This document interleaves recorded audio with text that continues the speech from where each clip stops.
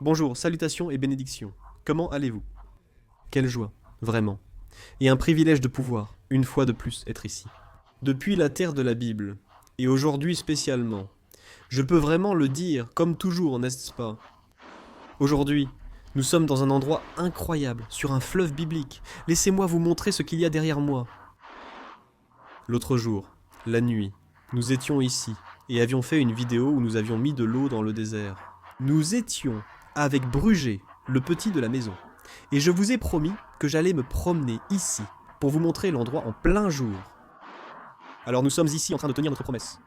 Nous tiendrons notre promesse en vous montrant cet endroit en plein jour. Alors ne partez pas, restez là. Quand je dis ne partez pas, ne partez pas. Ce moment que nous allons passer ici, c'est pour que nous puissions apprendre ensemble et découvrir un autre lieu dans la terre de la Bible. Alors faites attention, car nous allons découvrir un endroit vraiment génial. Et aujourd'hui, je veux vous montrer quelqu'un. Parce que beaucoup d'entre vous ont dit qu'il nous a déjà présenté la petite princesse. Il nous a présenté le petit prince.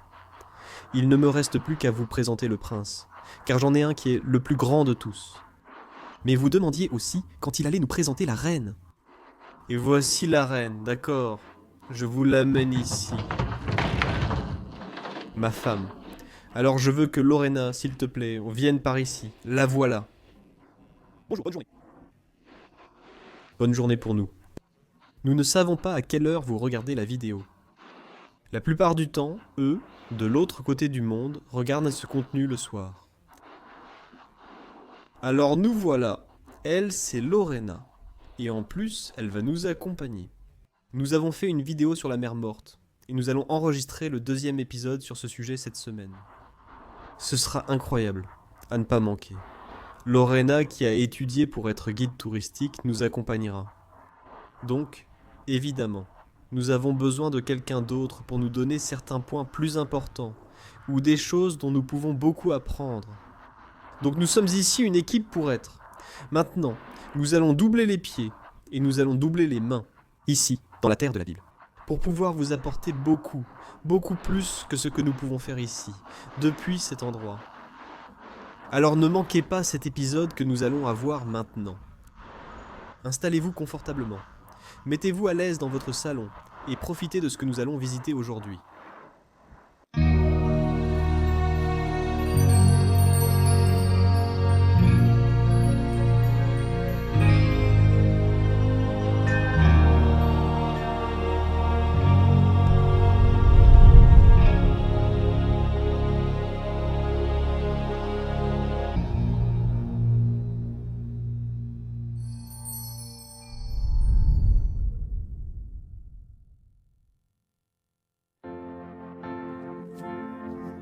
Qu'est-ce que le fleuve Abraham, avec lequel Abraham était très familier?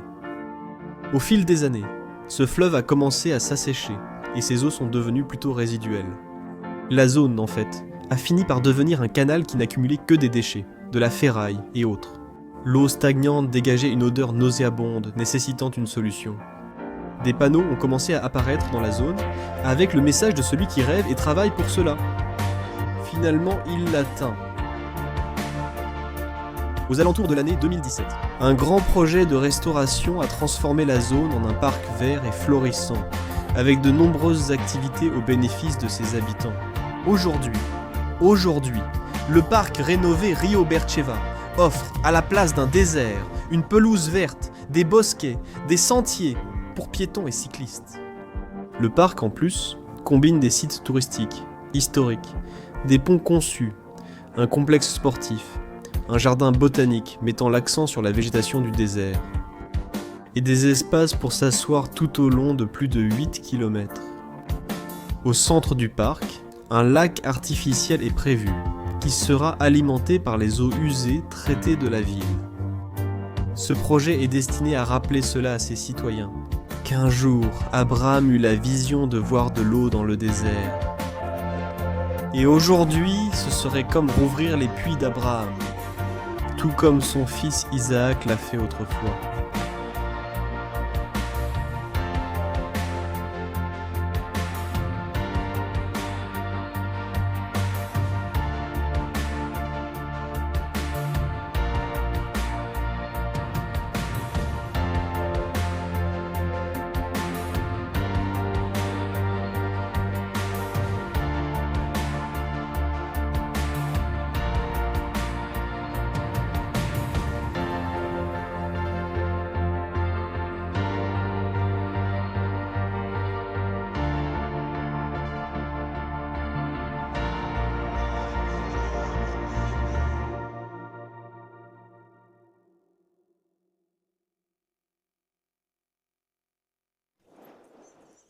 Eh bien, là-dessus, nous venons d'apprendre un peu d'où naît tout ce projet, de récupérer une partie du désert et de la transformer en quelque chose de vraiment utile, et que les citoyens puissent venir ici et en profiter avec leurs familles, leurs enfants, et qu'ils passent un bon moment. Et non seulement passer un bon moment, mais aussi se souvenir d'une partie de ce qui s'est passé ici autrefois, de ce qui s'est passé un jour. L'endroit, pour être honnête et bien entretenu, il n'est pas encore terminé. Il faut souligner qu'il n'est pas encore terminé. Il manque encore pas mal de choses. Comme vous pouvez le voir, c'est l'une des voies d'accès, par exemple, là-bas. Vous voyez les voitures qui circulent de ce côté-là. C'est l'une des voies d'accès à la ville moderne d'aujourd'hui. Mais elle mène non pas à la ville biblique, mais à la ville moderne de Berseva. Elle compte plus de 260 000 habitants. Non, aujourd'hui la ville. Beaucoup. Ce serait aujourd'hui, je crois, classée comme la 4e ou 5e plus grande ville d'Israël. Pour vous, peut-être. Cela pourrait être la plus grande ville d'Israël. Par exemple, le Mexique compte des millions d'habitants, comparé à seulement 260 000 personnes. São Paulo et Buenos Aires comptent des millions d'habitants, tandis qu'ici, seulement 260 000 personnes. Il semblerait que ce soit comme la 4e ou la 5e plus grande ville d'Israël. C'est que Israël est petit. Il faut tenir compte qu'ici aussi il y a seulement au total 9 millions et un peu plus. La population d'Israël n'a pas encore atteint les 10 millions d'habitants dans l'ensemble du pays. C'est vraiment, vraiment, vraiment petit. Maintenant, nous allons entrer directement dans le parc lui-même, celui qui est déjà prêt pour venir et en profiter. Alors nous allons vous montrer un peu de l'intérieur, ce que nous pouvons trouver ici. Et finalement, nous arriverons vers la zone de la laguna. Nous nous dirigeons maintenant vers un amphithéâtre qui est l'un des plus grands amphithéâtres d'Israël, en plein air, c'est-à-dire sans toit. Je ne vais pas anticiper cela. Je vais plutôt vous montrer à quoi cela ressemble. Allons-y. Lorena, on continue. On marche un peu plus. Très bien. Nous continuons ici à marcher. Il fait chaud. Il fait très très chaud. Il fait très chaud. Donc, si vous nous voyez ici en train de transpirer, ça ne veut pas dire qu'on vient de courir. On n'est pas en train de courir. C'est juste qu'il fait vraiment chaud. Pourrions-nous leur expliquer de quoi il s'agit? Ce que nous allons voir maintenant. Oui, c'est vrai. Cela a de nombreux usages pour les habitants. Tout ce verre magnifique que nous voyons ici, c'est quelque chose pour nous en tant qu'habitants d'Israël. C'est magnifique, car nous le constatons à maintes reprises. La promesse accomplie que le désert va fleurir. Et l'herbe que nous voyons, ce n'est pas synthétique, c'est de la vraie herbe. Les arbres aussi sont plantés, certains poussent déjà. Est-ce qu'ils vont donner de l'ombre? Et cet endroit est parfait pour venir en famille, faire un barbecue et passer un moment tranquille. Et il y a des endroits avec des activités pour les enfants. Et ce que nous allons voir ici, qui ressemble à une tour, comme Edu vous le disait, c'est un amphithéâtre. Et ici, il y a des événements musicaux qui ont généralement lieu le soir. Nous allons vous montrer en tournant la caméra pour que vous puissiez voir. En ce moment, on ne peut pas trop apprécier, mais la nuit, tout cela s'illumine et ça fait comme. Il y a un très joli jeu de lumière et on peut le voir depuis différents endroits de cette ville. Nous pourrons entrer? D'un autre côté, c'est ouvert? Nous allons essayer de nous approcher de l'autre côté pour que vous puissiez voir. Évidemment, c'est fermé parce que c'est un endroit où se tiennent des événements.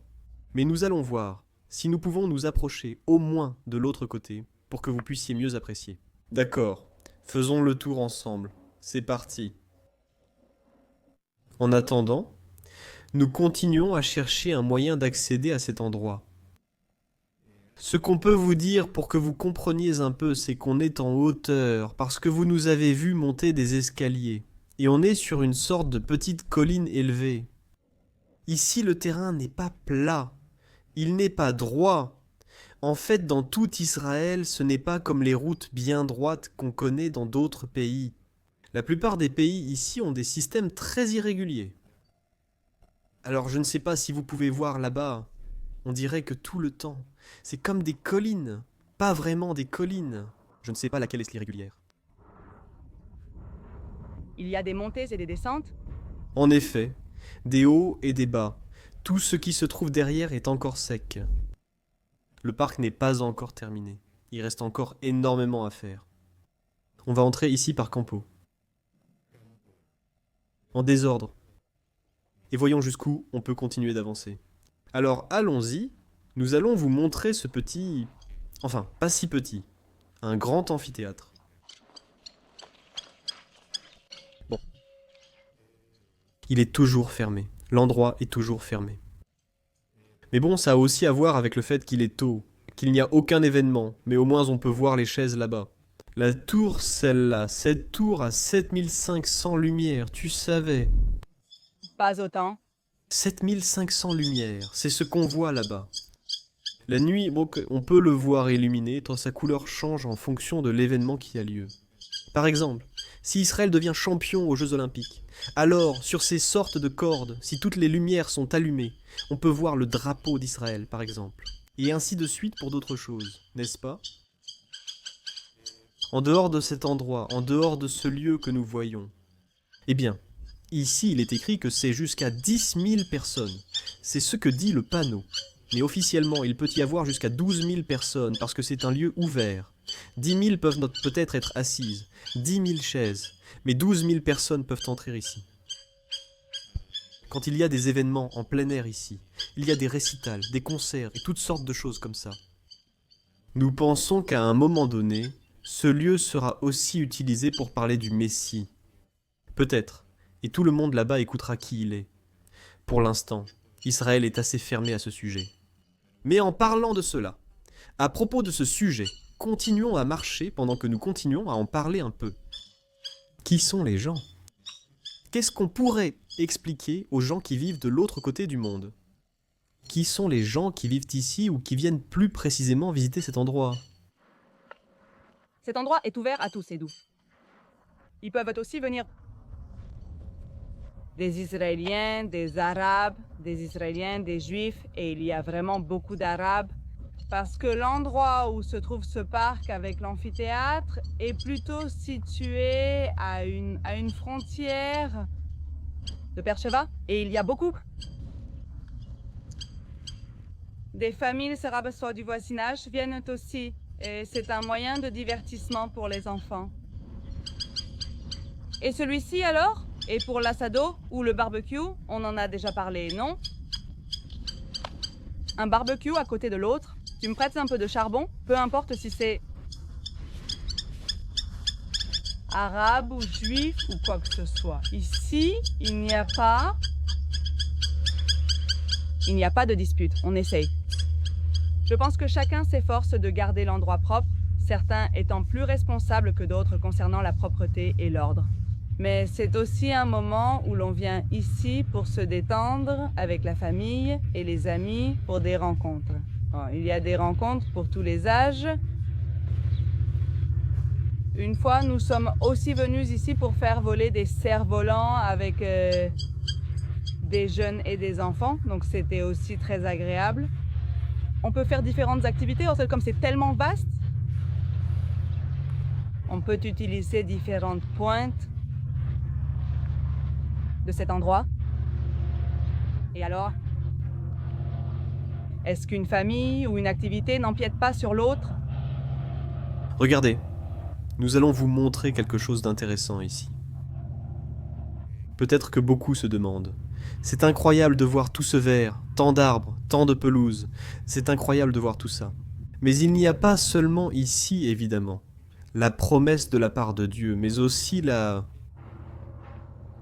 créativité que Dieu donne pour que les gens puissent faire le travail de comment reverdir le désert. Si vous pouvez voir, c'est le fameux système d'irrigation goutte à goutte ici en dessous. Vous le voyez?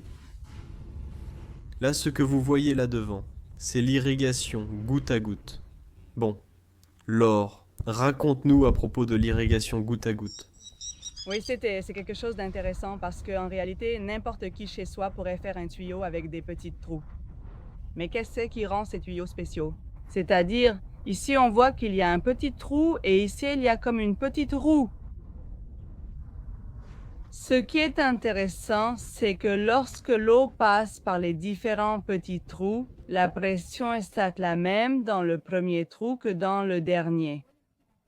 Si on prenait un tuyau ordinaire chez nous et qu'on le perçait simplement,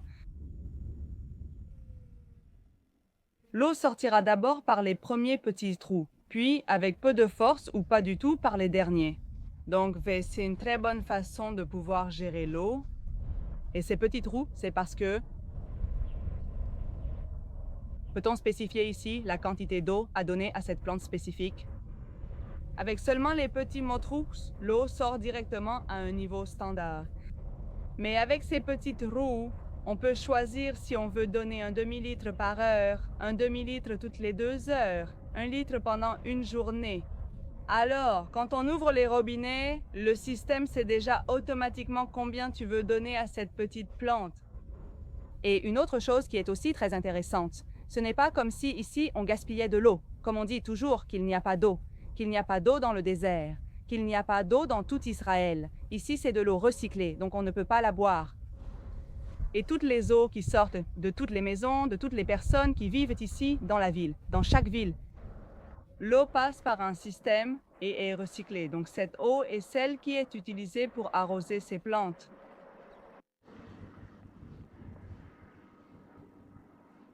Eh bien, après avoir fait une promenade par ici, nous sommes tombés sur cette zone. Cette zone sera une future zone de restaurant. Ici, il y aura des cafés. Là-bas, il y aura des restaurants. Il y aura un centre d'information. Le port de départ ne sera pas ici, mais il sera bien. C'est le port de départ des petits bateaux, n'est-ce pas? Où sera le port de départ des petits bateaux?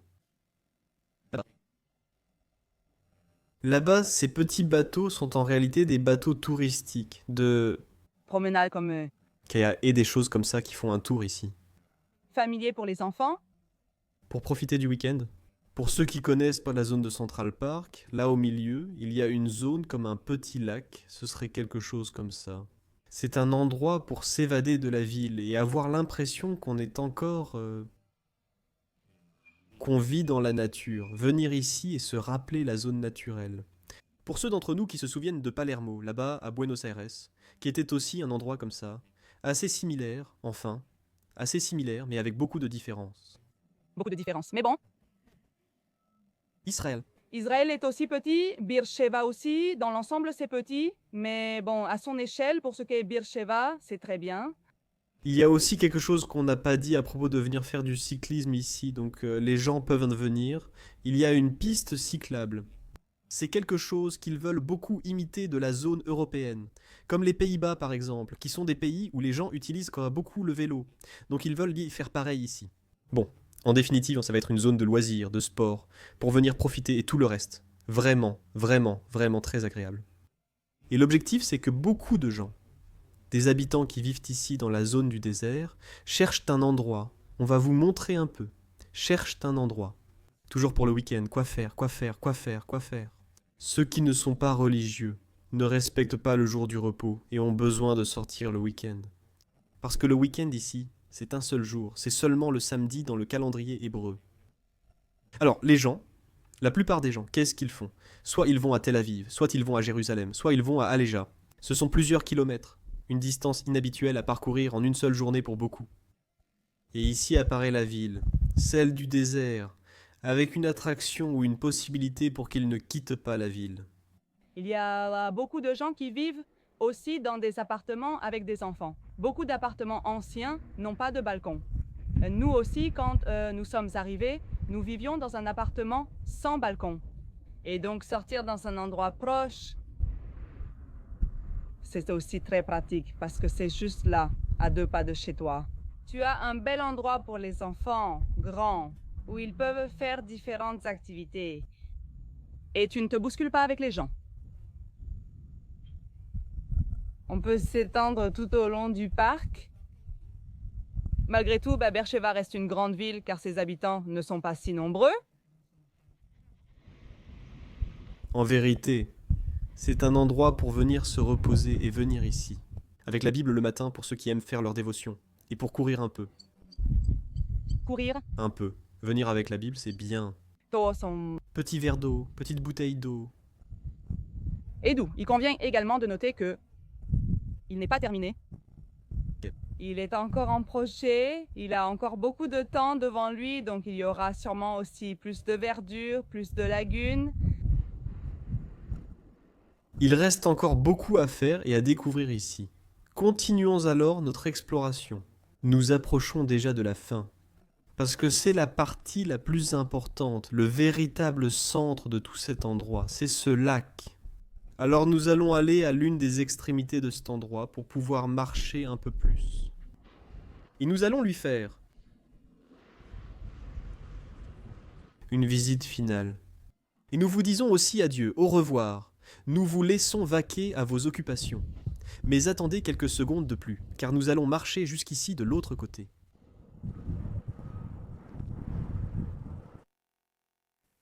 Très bien, famille, nous marchons, nous marchons, nous marchons, et nous arrivons jusqu'ici. Cet endroit fait presque 8 km de long, comme nous l'avons vu au début. 5200 dunes, des arbres, un jardin botanique. La plupart des arbres qu'ils plantent ici sont des arbres spécifiquement du désert. Lac, terrain de football, terrain de... basket toilettes. bateau. À l'avenir, en plus, un nouveau village. Ils construisent une nouvelle ville. Non pas une ville, comment dire? Oui, une ville. Oui, non, un quartier. Un quartier, c'est ça? Un nouveau quartier ici, juste à côté de la laguna. Donc, si à un moment donné vous envisagez de venir vivre dans la ville de Berleva, n'ayez aucun doute. L'un des meilleurs endroits à choisir se trouve ici, près du lac au cœur du désert.